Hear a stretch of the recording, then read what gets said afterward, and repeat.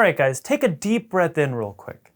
Now I want you to rate that breath on a scale of 1 to 10. Now if you feel like your chest and your shoulders are moving or your posture kind of changed when you breathe in, then I'm probably going to give you like a 1, because that means that you're breathing wrong. And that also means that you're not using your diaphragm when you're breathing. So our diaphragm is this muscle and it rests right underneath our lungs.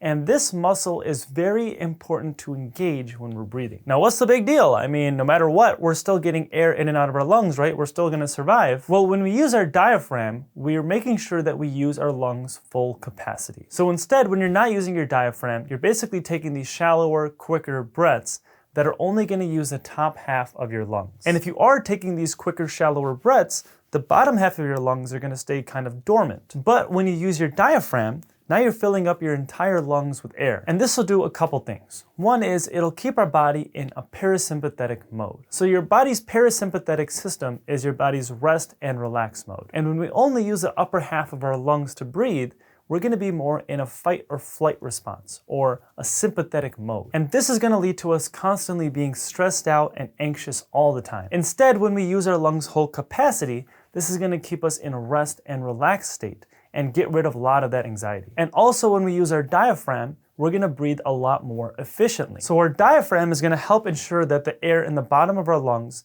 gets spread across the entire lung surface area. That's gonna help us breathe more efficiently, but that's also gonna help retain our carbon dioxide. Now, carbon dioxide, or CO2, is not just a waste product. It's actually really important. So CO2 is what controls our blood's pH, or how acidic or basic our blood is. And also CO2 is what helps deliver this oxygen to our cells. And without the CO2, the oxygen that gets into our lungs would never reach our cells. Now, another cool function of your diaphragm is that it is the prime muscle that is driving your lymph. So your lymph is part of your lymphatic system.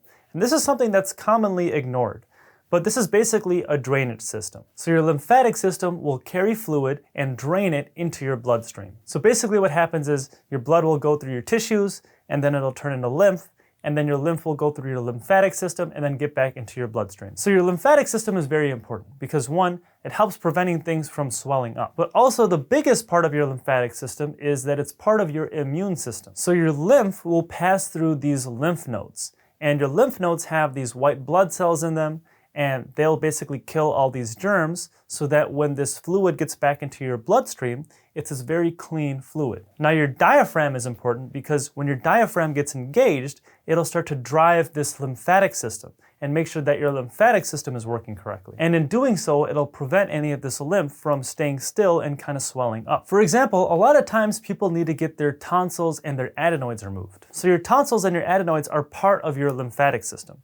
And a lot of times people need to get them removed because one, they get sort of infected, but also since they're part of the lymphatic system, they'll start to swell up even more because they're not getting drained. This is why your diaphragm is so important. It's not just to do with your breathing, it has to do with your whole body. So how do you make sure you use your diaphragm when you're breathing?